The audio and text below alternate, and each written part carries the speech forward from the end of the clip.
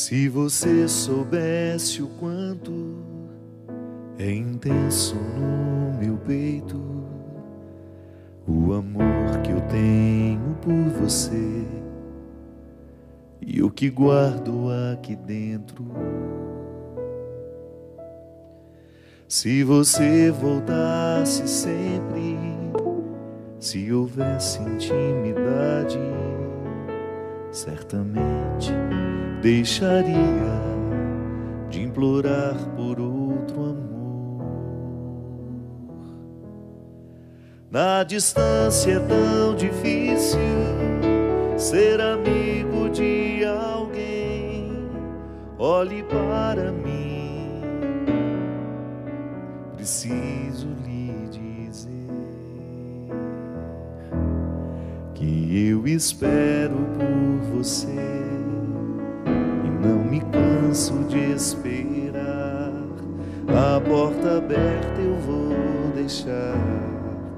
Se quiser, pode voltar, e eu espero por você.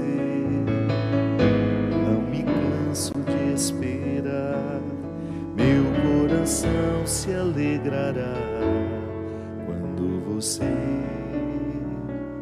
se aproximar.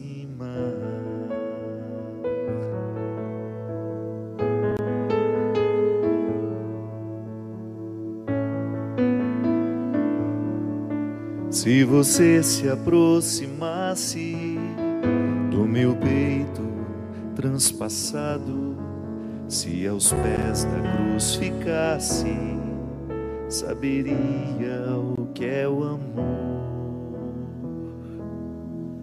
Se o amor que me ofereces é tecido de palavras, eu lhe estendo os meus braços, mostro em gesto que é o amor.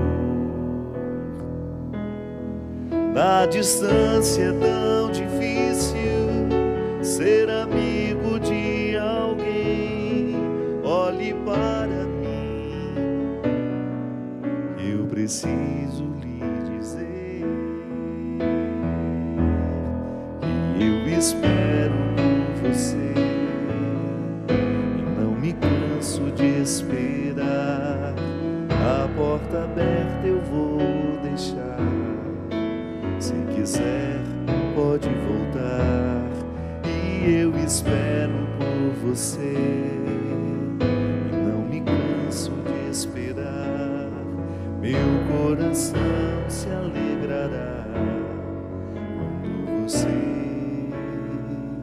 se aproximar. Muito boa noite, é com muita alegria que nós começamos mais um programa Direção Espiritual. Obrigado pela oportunidade de entrar na sua casa, de estabelecer com você este momento de comunhão para falar daquilo que nós acreditamos. E para mim é muito importante isso, eu sempre digo que a oportunidade de fazer o programa Direção Espiritual é falar sobretudo aquilo que eu preciso me recordar diariamente. Não estamos prontos? Aquilo que eu partilho com vocês é a dinâmica da minha vida cristã também. Hoje a gente começa com essa música nos lembrando que Deus não se cansa de nos esperar. Você sabe que como padre, um grande desafio que eu tenho é justamente convencer as pessoas de que elas são amadas por Deus. Nós acreditamos muito na nossa miséria. Nós prestamos atenção demais nas nossas misérias. Não que isso seja ruim. Prestar atenção nas misérias não é nenhum problema, pelo contrário, a gente fica atento. O problema é quando a gente só presta atenção nas misérias e a gente não dá um passo na direção da superação delas, que é justamente acreditar que Deus nos ama mesmo assim. A gente só é capaz de superar uma fraqueza quando nós somos amparados de maneira amorosa por alguém. E o que é interessante é que o amor do outro nos ajuda a viver a dinâmica do amor próprio. Quando eu sou amado por alguém, eu reforço as minhas reservas de amor próprio. E é por isso que a boa nova consiste em apresentar às pessoas à pessoa de Jesus. Todo e qualquer processo de evangelização começa por apresentar Jesus à pessoa. Você sabia que Deus se encarnou, viveu entre nós, num homem chamado Jesus, que causou uma profunda revolução no seu tempo? Sabia que essa revolução foi causada justamente porque ele tinha coragem de amar os miseráveis, de incluir os que estavam julgados à beira do caminho? Aliás, boa parte das histórias que você vai conhecer de Jesus através dos evangelhos, que são 4 evangelhos, Lucas, Mateus, João e Marcos, as histórias que você vai encontrar aqui, que nos revelam quem é Jesus, muitas delas são contadas à beira de alguns caminhos. Jesus não ia para algum lugar. O mais importante não era chegar, era por onde ele passava e com quem ele se encontrava. O Evangelho está cheio de narrativas assim, de Jesus encontrando pessoas que estavam à beira do caminho, como o cego Bartimeu. Não sabemos quantos anos ele passou ali à beira do caminho. O certo é que aquele homem já estava acostumado em ser julgado fora. Ele pertencia à periferia social. Ele estava apartado por causa da cegueira. Porque era cego, ele não podia tomar um caminho, ele não podia seguir. Então, ele ficava ali, à beira do caminho, ouvindo quem passava. Ele não via quem passava, ele ouvia. E ele não podia ir a lugar nenhum, porque estava cego. E essa cegueira, a parte que ele vivia por ser cego, era muito reforçado também pelo discurso religioso do seu tempo, que compreendia a enfermidade como uma maneira que Deus tinha de dizer que não estava muito satisfeito com aquela pessoa. Uma enfermidade que dá ao religioso o direito de não querer o outro por perto. Uma injustiça legal, né? Legalizada, um desamor legalizado que a religião permitia. Aquele homem que estava à beira do caminho, de repente ouve a voz de Jesus e não pensa 2 vezes. Manifesta o desejo de encontrá-lo. Imediatamente alguém diz para ele: cala a boca, não perturbe. Mas de repente uma outra voz diz o contrário: levanta-te, coragem, vai até ele. E o Evangelho diz que ele saltou, se desenrolou do seu manto. Primeiro ele se desenrola do manto, salta e corre ao encontro de Jesus. Tão significativo esse desenrolar do manto, né? Como se ele estivesse jogando fora toda a estrutura que o mantia preso à beira do caminho. Neste manto, todo o preconceito das pessoas, todas as justificativas que este homem já havia acreditado, que lhe fixavam naquele lugar. Sim, porque vai indo, a gente acostuma. A gente se acostuma com a escravidão, a gente se acostuma com o abandono, a gente acha que a gente merece aquilo mesmo. Certamente todas as falas que foram ditas a este homem provocaram este envolvimento que está no manto. O manto travava este homem no chão. E é interessante, né? Se você está enrolado, você não tem como sair, saltar. Você precisa primeiro desenrolar o manto, para depois você ter coragem, condições de dar um salto. Então o Evangelho diz que primeiro ele se livrou do manto que o amarrava, e então ele dá um salto e caminha na direção de Jesus. E estando diante de Jesus, ele escuta uma pergunta tão óbvia. Jesus olha para ele e diz: o que queres que eu te faça? E aquele homem só queria uma coisa: ele queria enxergar. Ele queria ter o direito de voltar a enxergar. Porque se ele voltasse a enxergar, ele poderia retomar o caminho. Ele poderia sair da beira do caminho, o não lugar, o lugar para onde não se vai, de onde não se sai. Quem está à beira do caminho não está indo a lugar nenhum. Mas ao ser curado, ele sabia que ele poderia voltar à estrada e encontrar um lugar para onde ele ir. O cego já tinha se tornado mendigo também, porque por ser cego não podia trabalhar, não tinha como buscar o seu próprio sustento. A cegueira havia desencadeado a mendicância. E ele sabia que se voltasse a enxergar, ele perderia a escravidão do manto, ele sairia da beira do caminho, ele deixaria de ser mendigo, ele retomaria a sua dignidade. Que a dignidade não vai embora da gente, mas ela fica adormecida, né? Por causa da vida que a gente vai levando, a gente esquece que a gente é digno. É o poder do pecado na nossa vida. Ele não retira a nossa dignidade, porque é irrenunciável. A dignidade humana não pode ser retirada nem quando eu me torno um criminoso. Ela não sai de mim, mas ela fica ofuscada. E ofusca sobretudo a consciência. A ação do diabo em nós é aqui, é na mente, né? Ele vai possuindo o nosso pensamento.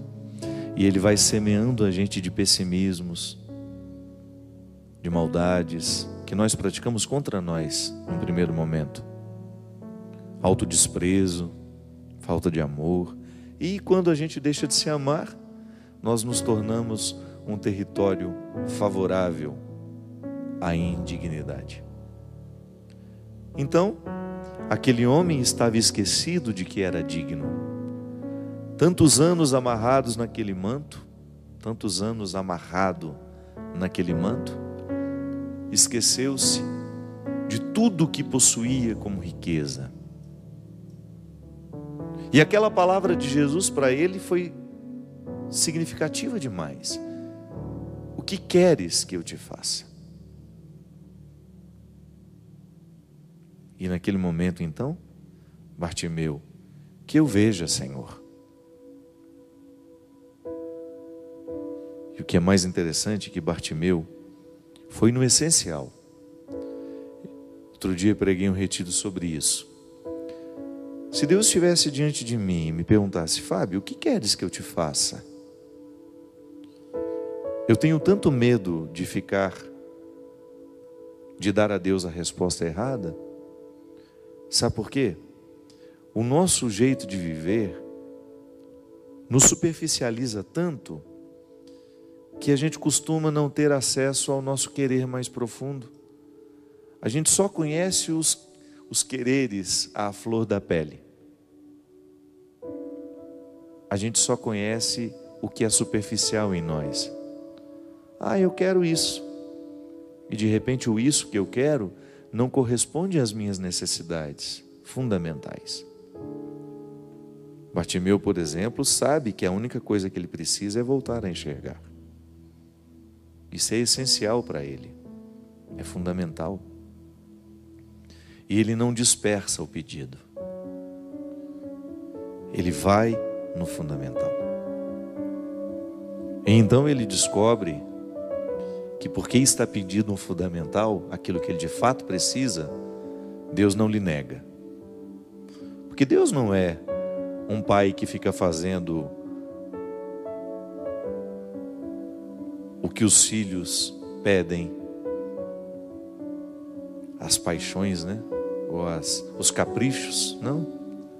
Toda vez que eu peço a Deus uma realidade que não é para mim, Ele vai me negar. E eu posso até duvidar do amor dele por mim, porque me negou aquilo, mas o próprio tempo vai se encarregando de me mostrar que aquilo que Deus me negou era apenas uma prova de amor. Eu preciso ficar muito atento àquilo que peço a Deus. Sim, porque eu, quando estou movido pela superficialidade do querer, eu peço a Ele apenas aquilo que quero e não o que de fato preciso. E o querer precisa estar unido à minha necessidade. Por isso que eu digo que é preciso quebrar todas as barreiras que me separam do verdadeiro querer, daquilo que de fato eu preciso e quero. Em Bartimeu, o olhar de Jesus, a palavra de Jesus, quebra radicalmente todas as estruturas e vai no fundamental dele. É porque esse homem estava tão mergulhado na miséria, minha gente, que não havia tempo para a futilidade.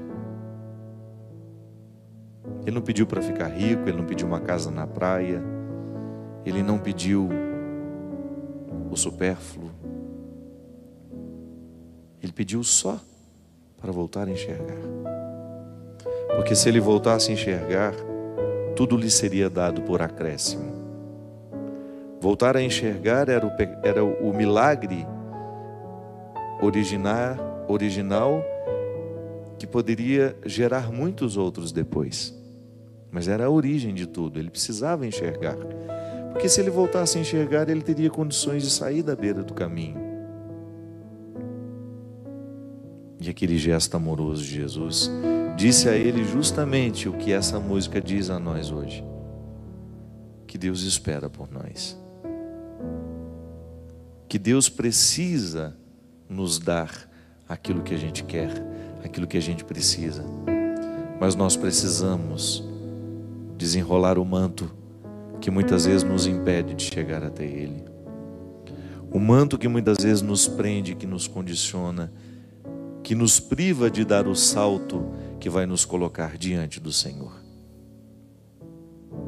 É interessante porque Bartimeu não enxerga, ele não sabe para onde ele deve correr, mas ele ouve a voz de Jesus.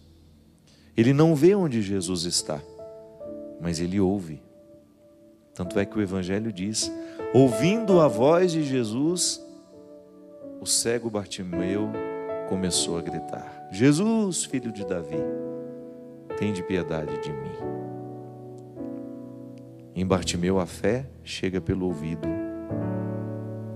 Ele acreditava que Jesus podia curá-lo, mas ele não via, ele só podia ouvir. E o que é interessante é que Bartimeu certamente já tinha escutado falar de Jesus. Ele já conhecia o poder de reintegrar que Jesus tinha. Ele jamais iria querer se aproximar de um líder religioso se ele tivesse ainda em dúvida que esse líder religioso poderia rejeitá-lo da mesma maneira como ele foi rejeitado por todos os outros que passaram pela sua vida. Porque se Bartimeu continuava à beira do caminho, é porque ele ainda não havia encontrado um líder religioso que o reintegrasse. Então, para ele se encorajar e gritar pedindo a ajuda de Jesus, é porque ele já conhecia a fama que Jesus tinha de trazer para perto dele os piores, os rejeitados, os doentes, os miseráveis, os pecadores. Sim, porque naquela época doença e pecado tinham o mesmo significado. A doença era uma manifestação do pecado. Então Bartimeu sabia muito bem.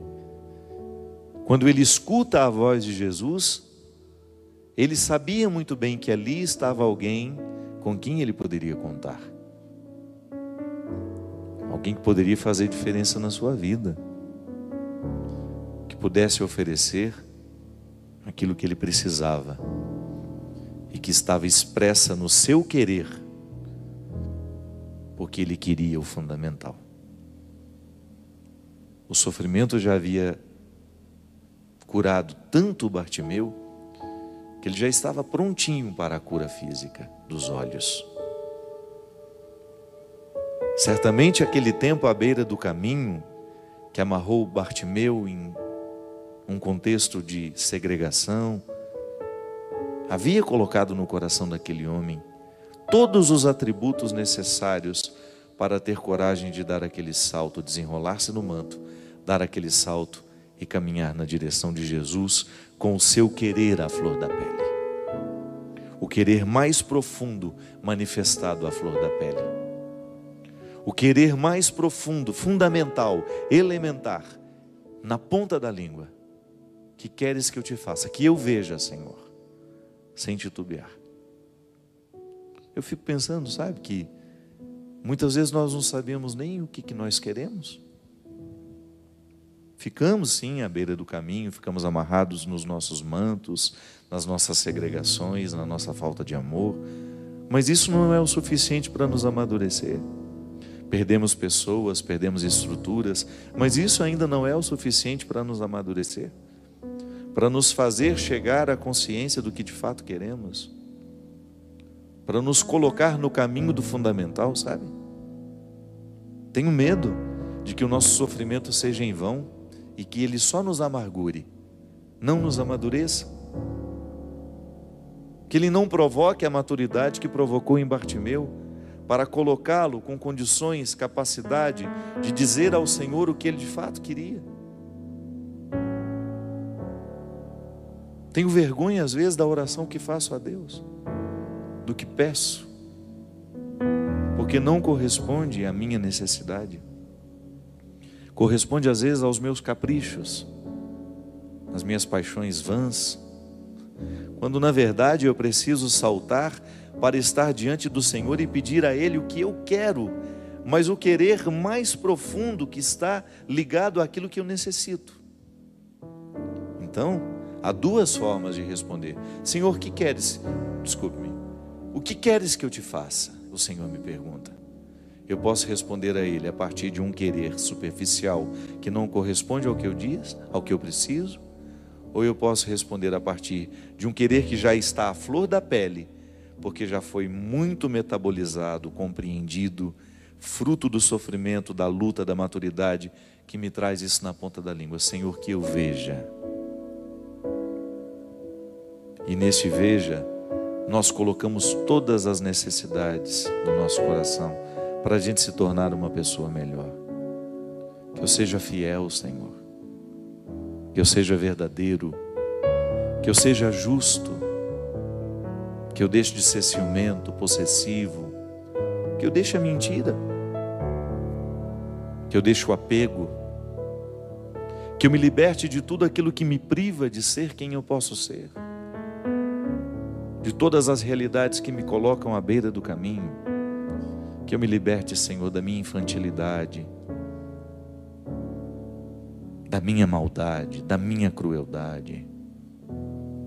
Que eu tenha, Senhor, condições de descredenciar todas as minhas ilusões. O que queres que eu te faça? Essa pergunta, minha gente,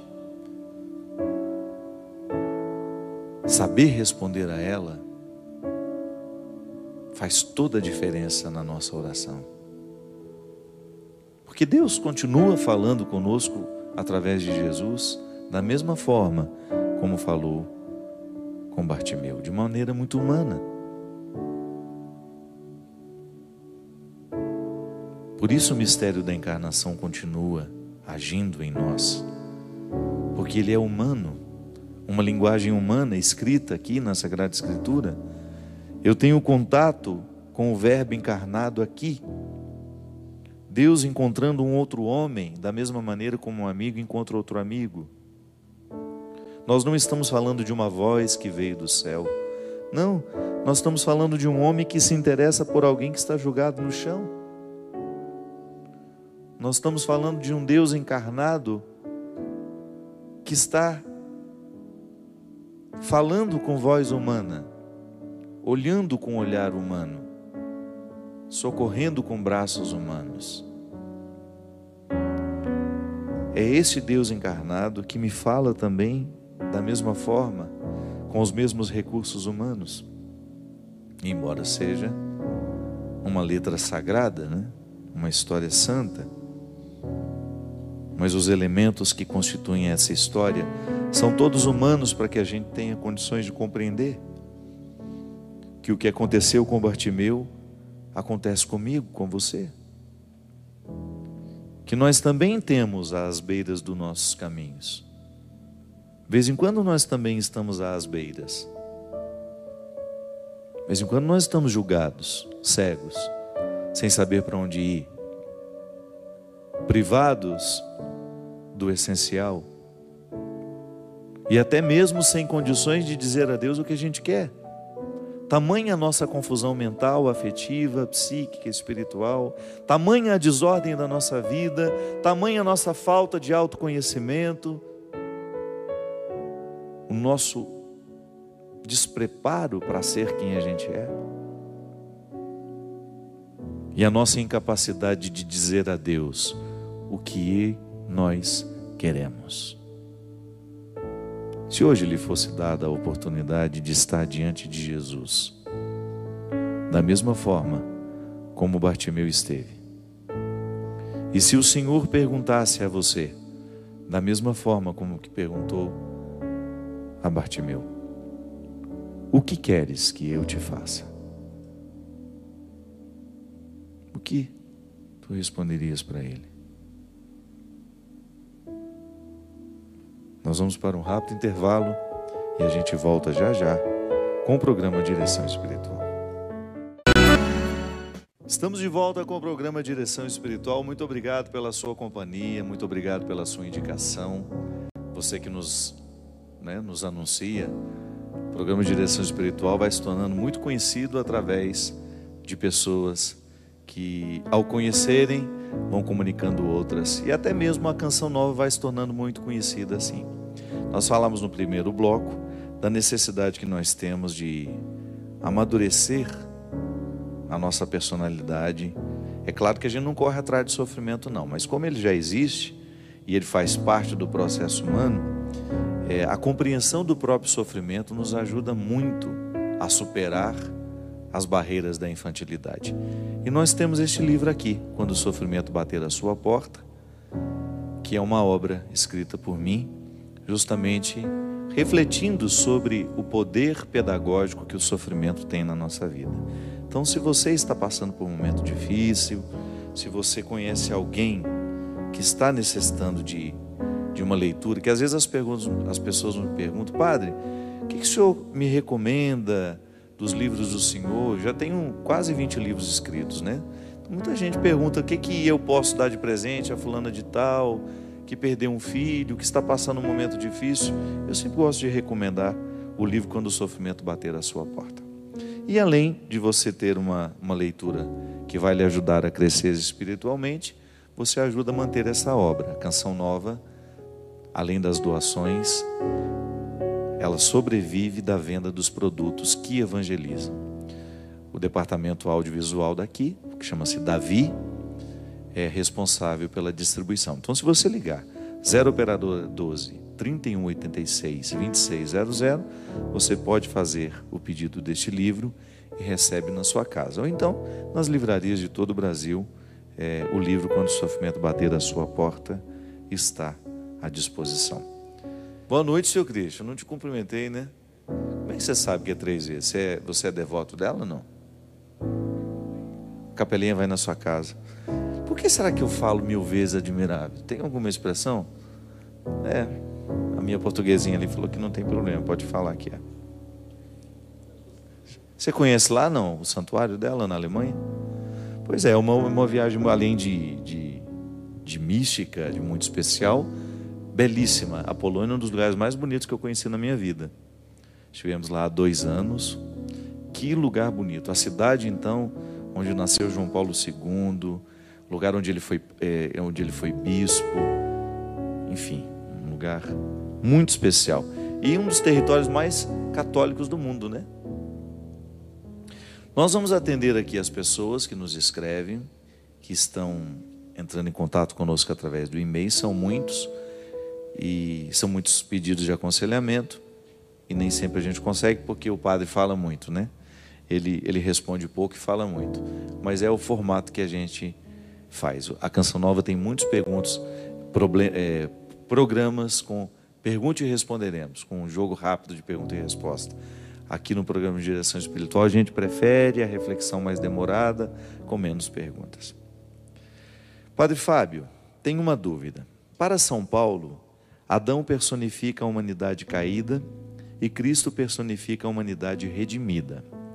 Já que Adão personifica a humanidade desobediente, pecadora e que morre, Deus só podia resolver o problema da carne pecaminosa enviando seu Filho em total solidariedade e identidade com a humanidade na sua existência sob os poderes do pecado e da morte. Pela desobediência de um só homem, todos se fizeram pecadores. E do mesmo modo, pela obediência de um só, que é Jesus Cristo, que veio para nos salvar do pecado, todos se tornarão justos. Pergunto: por que então continuamos nascendo com o pecado? Sei do batismo, mas se Jesus morreu para nos libertar, não éramos para nascer sem o pecado original? Padre, eu sou católica, amo minha religião e sou a favor de todos os sacramentos, mas tenho essa dúvida. Por gentileza, esclareça-me. Pergunta inteligente, né? Da Silvia. Silvia, na verdade, nós pertencemos à linhagem de Adão. Nós somos humanos. Nós não somos o Criador, nós somos criaturas. E porque somos criaturas, nós trazemos a marca daquele que é o símbolo, digamos assim, a origem de toda a fragilidade. Adão, né, que é o homem que vem do barro, está em mim. Então eu tenho a dimensão crística, sim, porque a redenção de Jesus lavou a mim, lavou o Christian, lavou a todos nós. Nós estamos todos sob o influxo da graça salvífica de Cristo. Mas essa graça salvífica de Cristo, ela precisa ser compreendida de duas formas. Na teologia, o meu querido mestre João Padre Knob, ele dizia, a salvação é para nós dom e tarefa. Significa que é um dom, eu não preciso fazer nada para receber, o sacrifício de Cristo me concede, mas ela é uma tarefa, porque eu sou uma criatura vulnerável ao pecado. Talvez a dificuldade de compreensão seja em nós dizermos que uma criança já é pecadora. É aí que talvez esteja a grande dificuldade em compreender o pecado original. Na verdade, aquela criança, ela tem a marca do pecado, mas ela ainda não cometeu nenhuma prática pecaminosa. Ela tem a marca do pecado dentro dela, mas quando é que ela vai pecar a primeira vez na vida? Já parou para pensar nisso? A igreja nos diz que é pecado quando eu tenho liberdade, consciência e matéria grave. Então, se constitui um pecado com esses elementos. Uma criança, um recém-nascido, por exemplo, ela não faz absolutamente nada que seja livre, consciente, escolhido por ela. Concorda comigo? E nenhuma matéria grave. Agora, quando nós dizemos que essa criança é pecadora, é porque ela traz em si essa fragilidade original. E quando nós a batizamos, nós mergulhamos essa criança no dom da salvação que Jesus nos oferece. Mas isso não é uma mágica. Ah, batizou, está salvo. Não. Volto a dizer, a salvação é dom e é também tarefa. É para a gente ter o que fazer ao longo da vida com essa salvação que nos foi dada. Aqui no início do programa, Silvia, nós dizíamos que o cego Bartimeu ficava à beira do caminho. Ele estava à beira do caminho porque ele era cego, ele não sabia prosseguir, ele não tinha condições de prosseguir. E esse estar à beira do caminho é muito significativo para nós que vivemos a dinâmica da salvação. Quando eu sou batizado, eu recebo todas as possibilidades da salvação. Todos os favores do Cristo me foram dados, mas eu preciso desenvolvê-los. É por isso que a gente leva no batismo pai e mãe e padrinhos, que são justamente aqueles que vão se comprometer pela criança naquilo que a criança ainda não é consciente. Tá bom, nós estamos mergulhando essa criança nas águas do batismo, ela está recebendo a vida salvífica de Cristo, ela está sendo salva, mas nós a ajudaremos no desenvolvimento dessa salvação, na tomada de posse do grande presente que hoje ela está recebendo. Então é por isso que a vida cristã, que começa no batismo, ela vai iniciar em nós o florescimento dessa semente que nos foi dada. Então, da mesma maneira como uma semente é jogada no chão, ela precisa ser cultivada para ela tornar-se todas as possibilidades que estão ali dentro dela. Não é assim? O batismo é a mesma coisa, Silvia. Eu estou recebendo a salvação em mim. Tá bom, mas padre, mas Jesus já nos salvou? Sim, mas Ele não vai me salvar. A salvação não vai desconsiderar o meu processo humano. A salvação que Jesus me oferece, ela vai pedir a minha resposta. Porque se então nós compreendêssemos que a salvação de Jesus não vai pedir uma resposta humana, a gente pode fazer o que quiser da vida, mas aí eu corro o risco de passar a minha vida inteira sem buscar o melhor de mim, porque já estou tranquilo com aquilo que já me foi oferecido. É igual o filho de pai rico, né?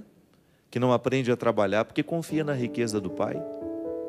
Não, na vida cristã não pode ser assim.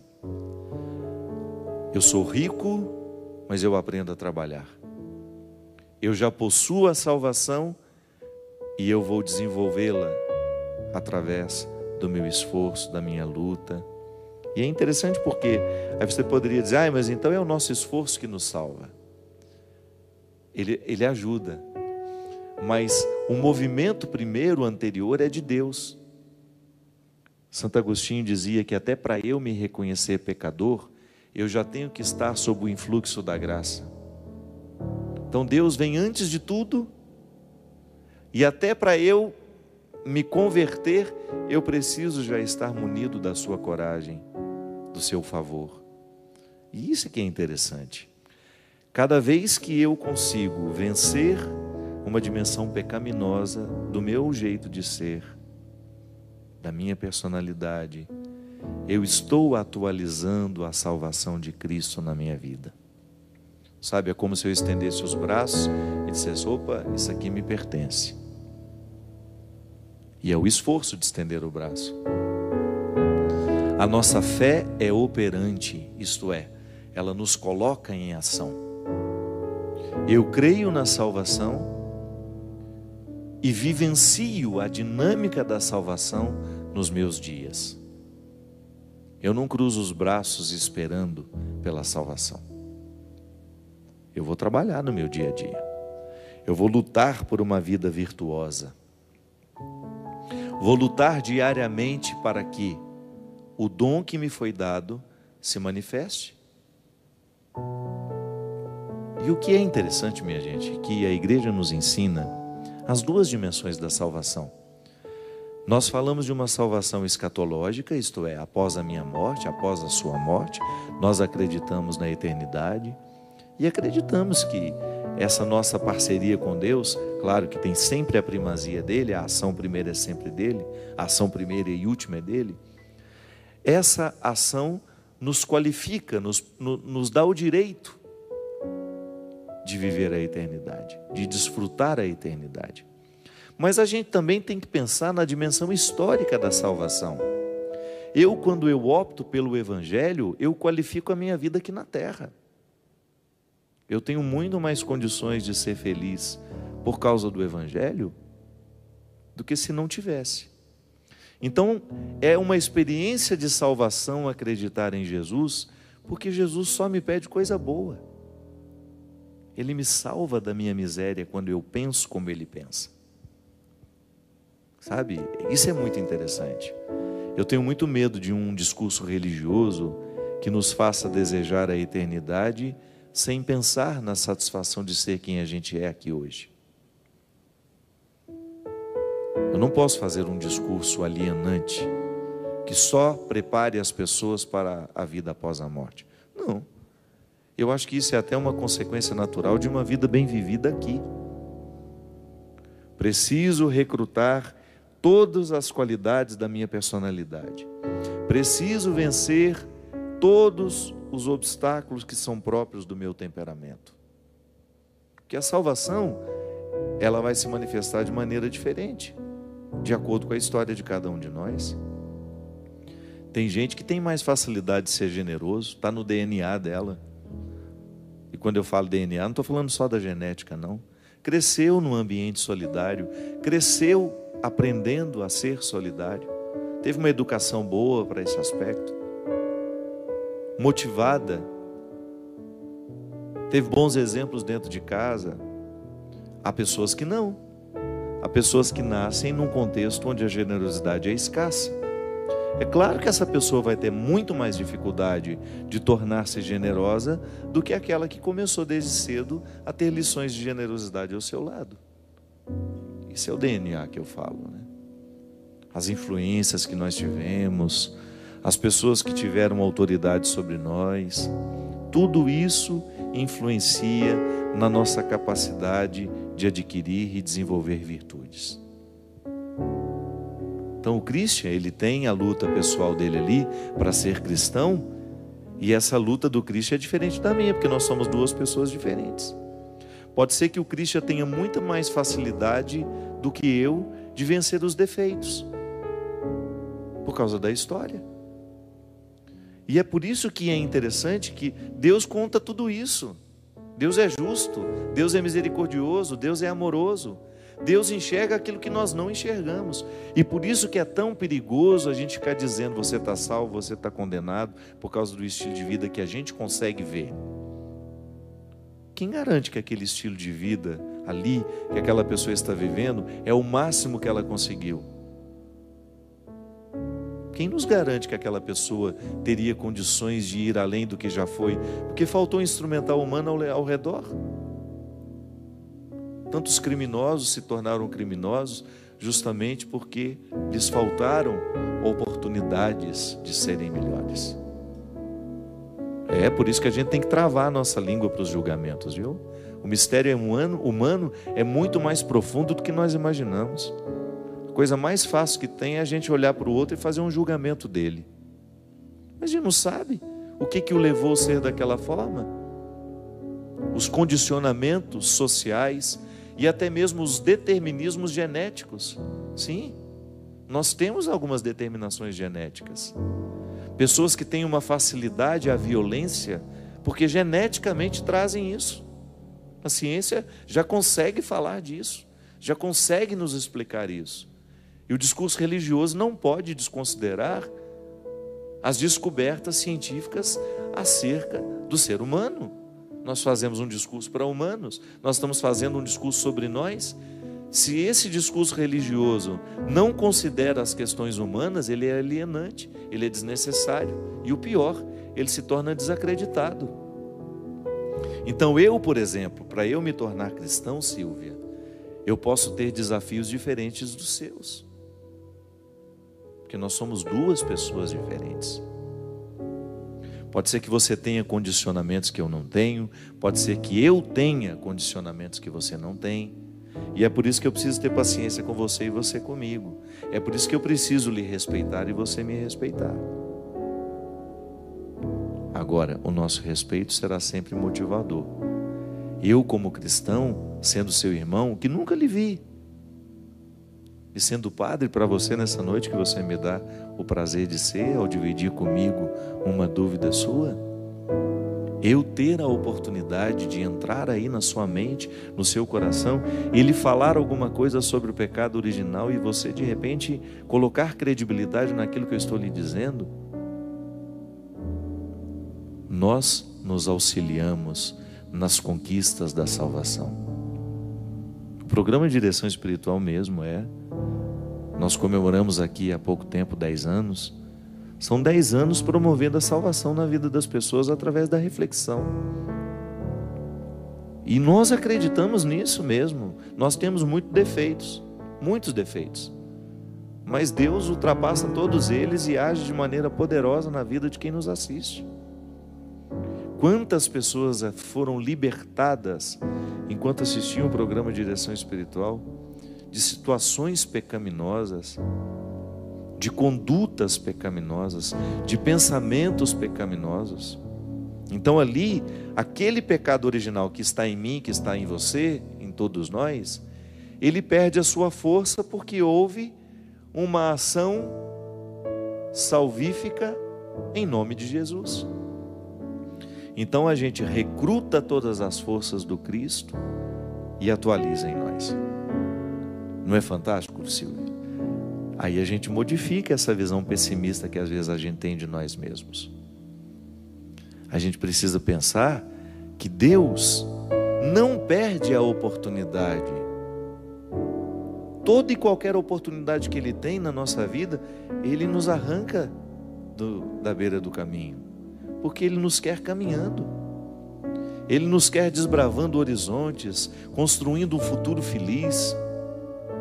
Sim, a ação de Deus na nossa vida é sempre nos despertar para que a gente tenha coragem de sair da beira do caminho. Vamos caminhar, vamos buscar um futuro melhor para nós. Não podemos perder tempo, não. Eu sei do pecado que me habita, você sabe do seu. Mas é apenas um detalhe a ser observado, porque o que prevalece em mim é a graça divina.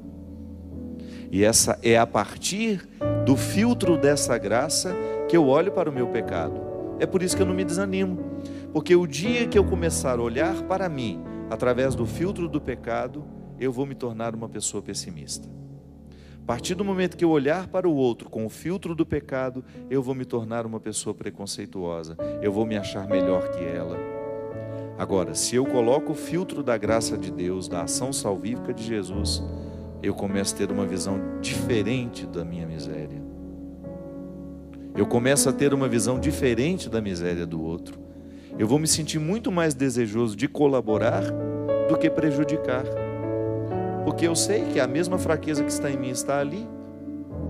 E nós precisamos juntos promover, destravar essa ação salvífica que já está em nós, porque apesar de sermos pecadores, nós também somos redimidos.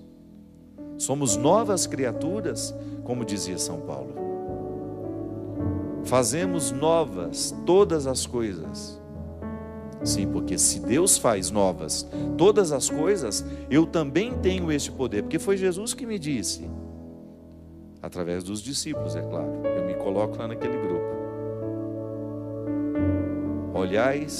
Olhai para as coisas que eu faço, e podereis fazer ainda maiores. Preste atenção naquilo que eu estou fazendo, nos milagres que eu promovo, nas transformações que eu realizo. E vocês, como igreja depois, como líderes, como cristãos, poderão fazer ainda maiores. Não é fantástico isso? Então, essa conversa é comigo e é com você, viu? Que está aí à beira do caminho também. Que às vezes é muito parecido com Bartimeu. Cego, enrolado no manto, reclamando da vida. Não. Deus lhe quer na luta, buscando o seu espaço no mundo. E o mais bonito, fazendo ir com você aqueles que estão parados. Porque depois que a gente é transformado, nós não vamos ficar indiferentes àqueles que estão à beira do caminho. Onde existe um ser humano transformado, ali ele estará transformando também. Porque Deus age em mim assim. Ele transforma a minha vida e me motiva a transformar a vida de quem passar pelo meu caminho. E se hoje você passou, eu tenho a graça de arrancar o manto com você. Sim, porque eu também vivo assim às vezes, amarrado no manto dos meus preconceitos, dos meus medos, do meu pecado, da minha cegueira. E aí, a gente dá um salto, caminha na direção de Jesus, olha nos olhos dele e escuta a frase: o que vocês querem que eu faça a vocês? Que a gente veja, Senhor, que a gente ande, que a gente seja curado das nossas misérias, do nosso pecado. Porque se assim for, nada mais nos faltará. Muito obrigado pela sua companhia. Obrigado pela oportunidade de retirar os mantos do meu coração e de ajudar você também hoje, nessa noite, através dessa reflexão, a arrancar os seus também. Não se prenda. Não permita que os determinismos da vida, do olhar do outro, dos preconceitos, lhe privem do que Deus reserva para você. Derrame sobre nós a bênção e a proteção do céu, do Deus Todo-Poderoso, Pai, Filho e Espírito Santo. Amém. Até a semana que vem, se Deus quiser.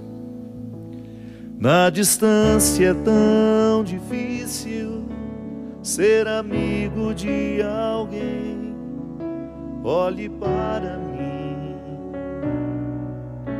preciso lhe dizer que eu espero por você e não me canso de esperar.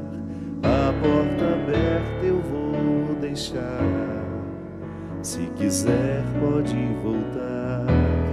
E eu espero por você,